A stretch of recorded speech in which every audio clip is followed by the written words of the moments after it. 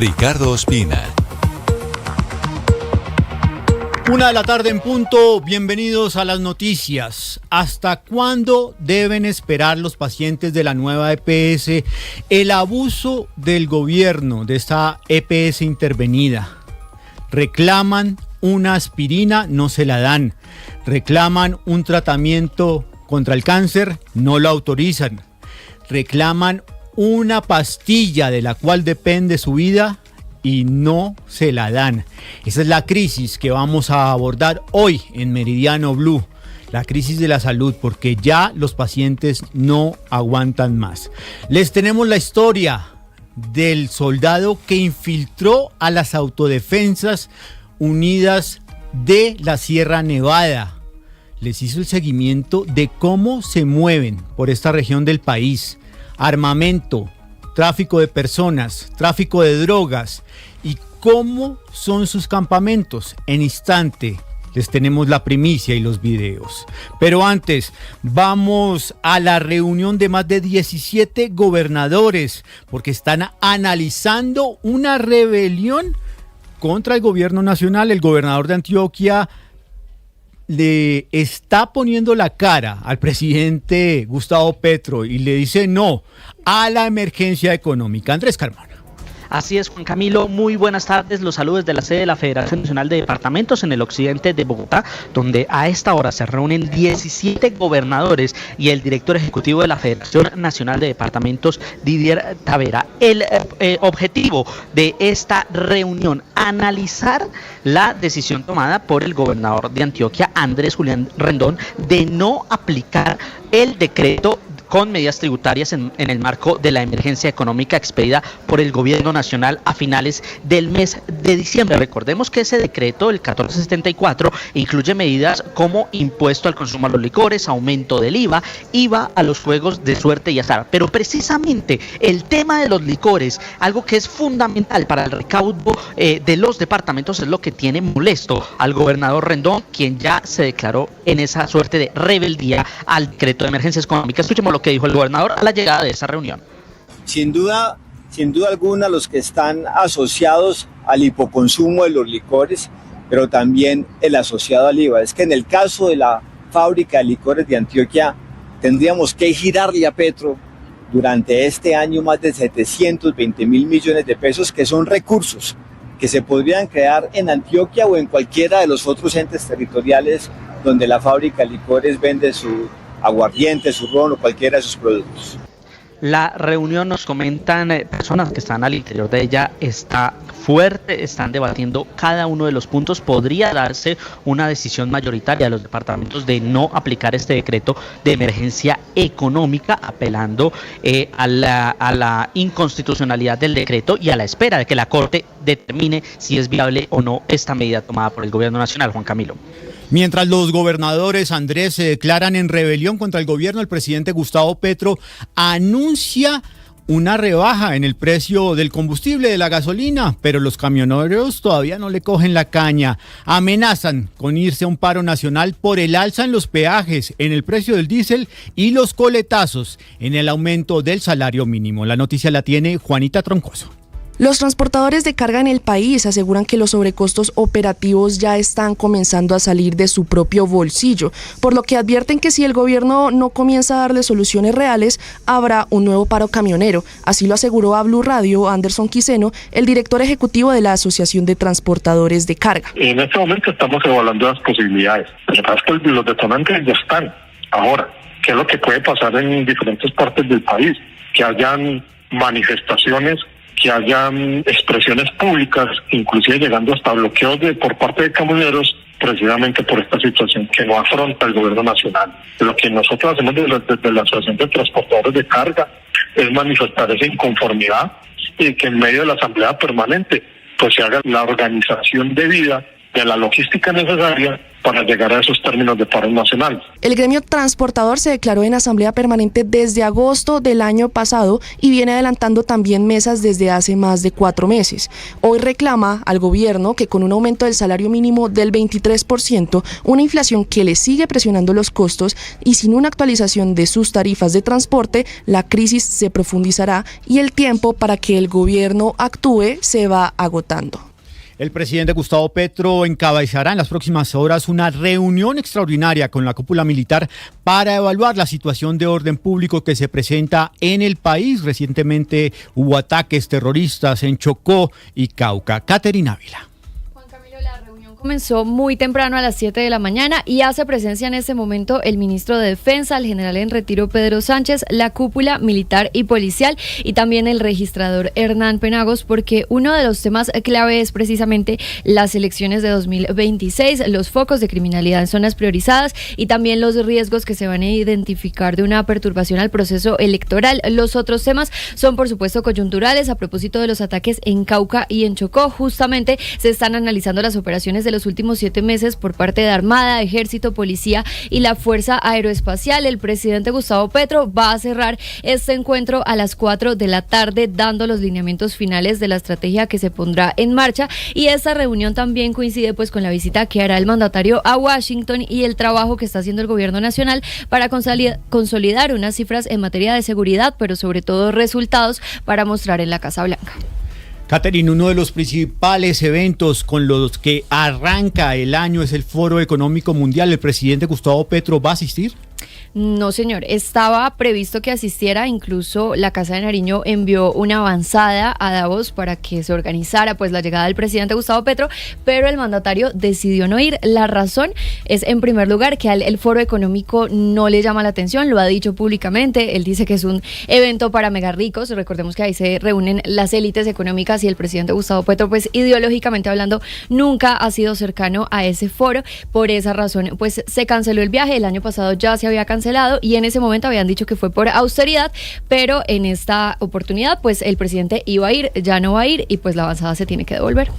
A ver, va la avanzada, no va el presidente, un evento para mega ricos, pero igual esa platica de la avanzada si no la cobran. Cambiamos de tema. El ejército está intensificando sus operativos contra alias El Menor, el líder de los Pachenca, que amenazó de muerte al presidente Gustavo Petro. Vanessa Saldarriaga.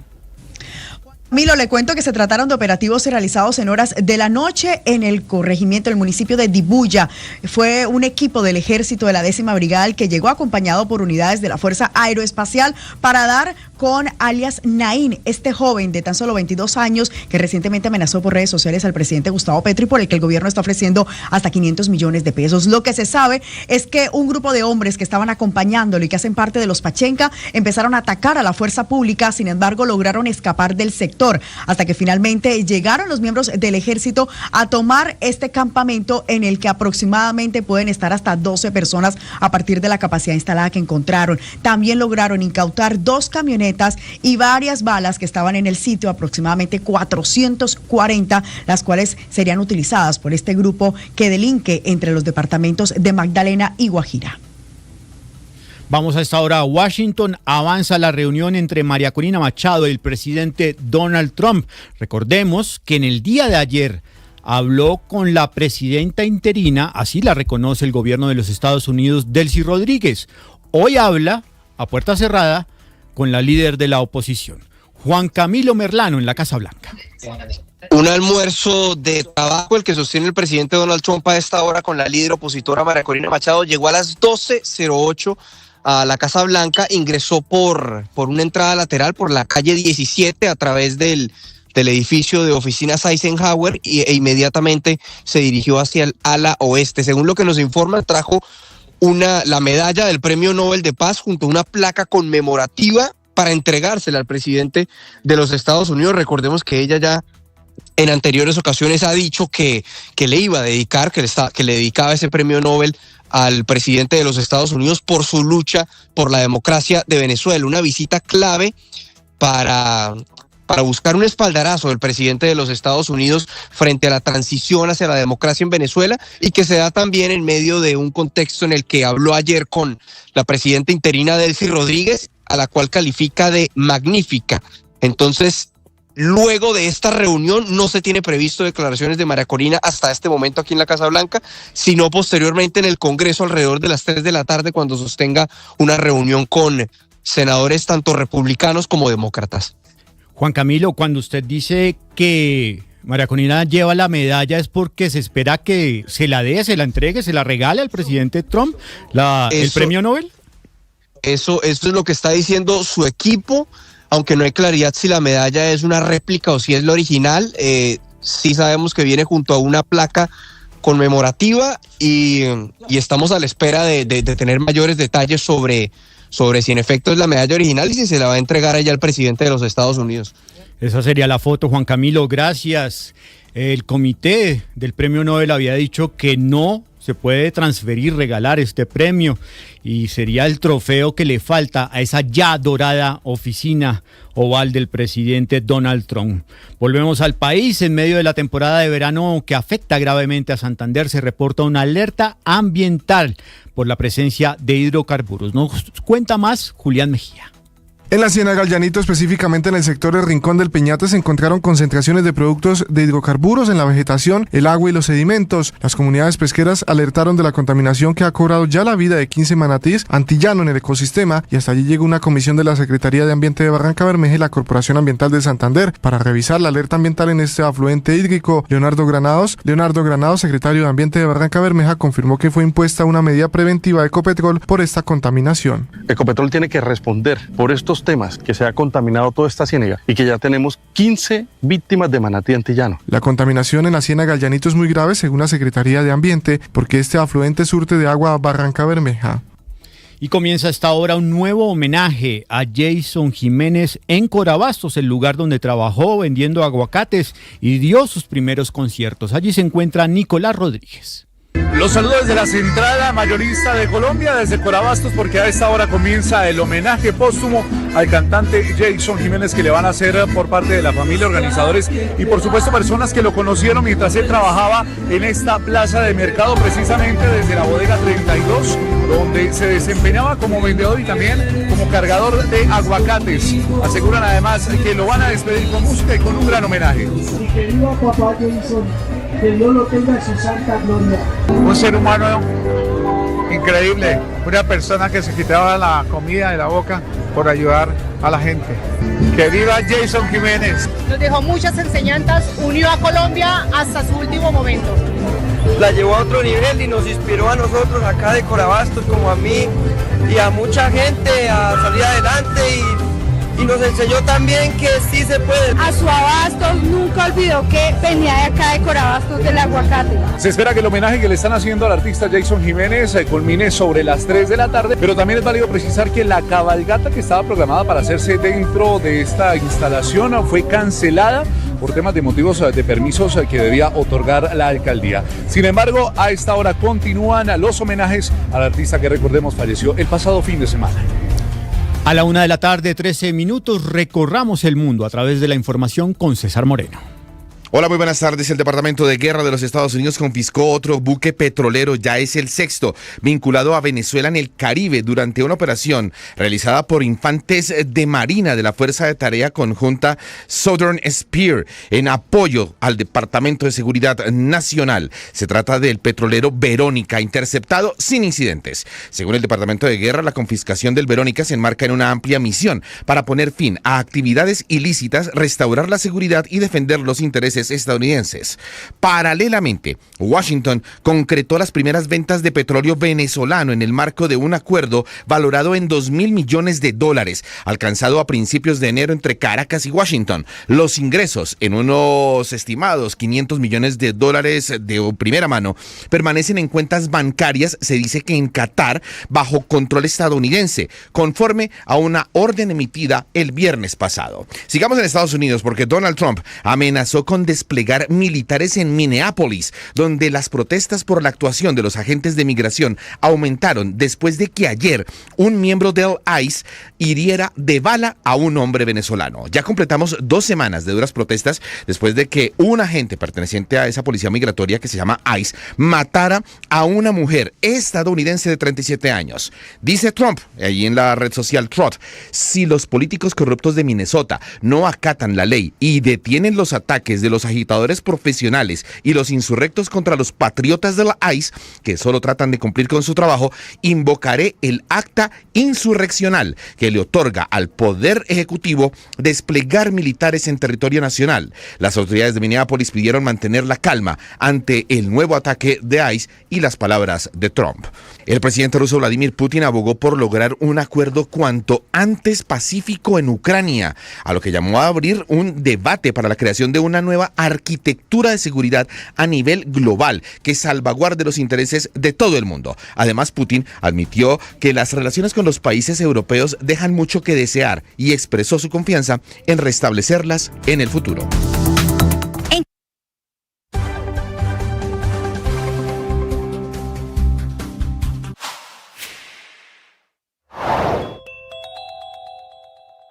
¿Hubo alguna situación específica para que Jorge Lemus tomara la decisión de renunciar a la Dirección Nacional de Inteligencia?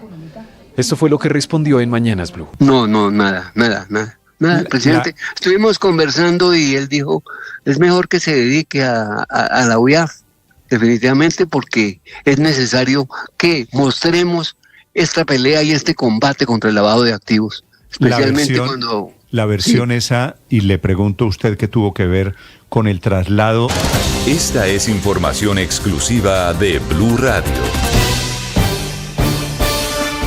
1:16 p.m. A la Corte Constitucional llegó una solicitud de medida cautelar de Asocapitales donde pide suspender los efectos del polémico decreto de emergencia económica del gobierno del presidente Gustavo Petro. Sergio Barbosa. Juan Camilo, buenas tardes. Sí, señor, mire, esta es una carta que llegó hace pocas horas al despacho del magistrado Carlos Camargo, en donde Asocapitales le está pidiendo a la Corte Constitucional que imponga una medida cautelar al polémico decreto de la emergencia económica, lo que se traduce entonces a una suspensión provisional mientras el alto tribunal revisa el fondo de este decreto. Allí la asociación pone de presente varios argumentos, como por ejemplo que las razones invocadas por el gobierno del presidente Gustavo Petro para declarar la emergencia económica, entre ellas la financiación del sistema de salud, la seguridad ciudadana y la no aprobación de las leyes de financiamiento en el Congreso de la República, corresponden a problemas estructurales y previsibles y que no se tuvo que haber decretado una emergencia económica. En su petición, Asocapitales advierte también que el cumplimiento de las órdenes judiciales, como lo que está relacionado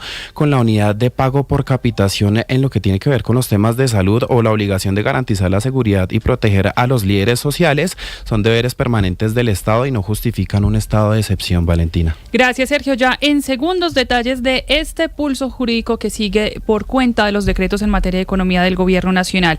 Y mucha atención porque la Fiscalía está logrando un nuevo preacuerdo en el caso del asesinato del precandidato Miguel Uribe Turbay. Se trata de alias El Viejo, uno de los implicados. La Fiscalía está avanzando precisamente en esos preacuerdos para tratar de esclarecer quién fue el que ordenó este crimen político. La información hasta ahora con Kalila Peña.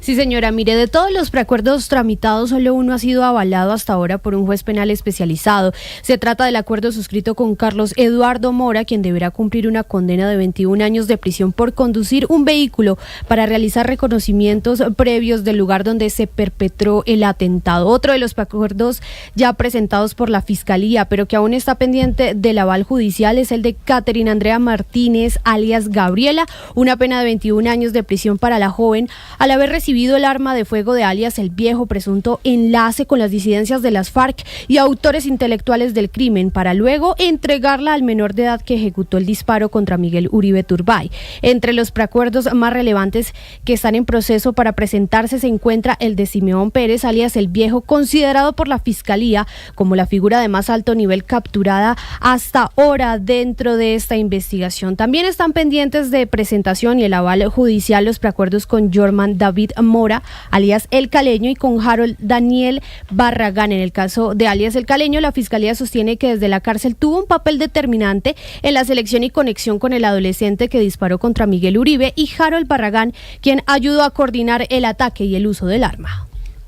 Gracias, Kalila, y se los anticipábamos al principio de esta emisión. La vida interna, el armamento y la forma de delinquir de las autodefensas conquistadoras de la Sierra quedaron al descubierto tras meses de infiltración de un agente de inteligencia militar, cuyo trabajo permitió documentar campamentos, rutas, amenazas y el poder de fuego de la estructura criminal que hoy es objetivo prioritario de las fuerzas militares. Felipe García.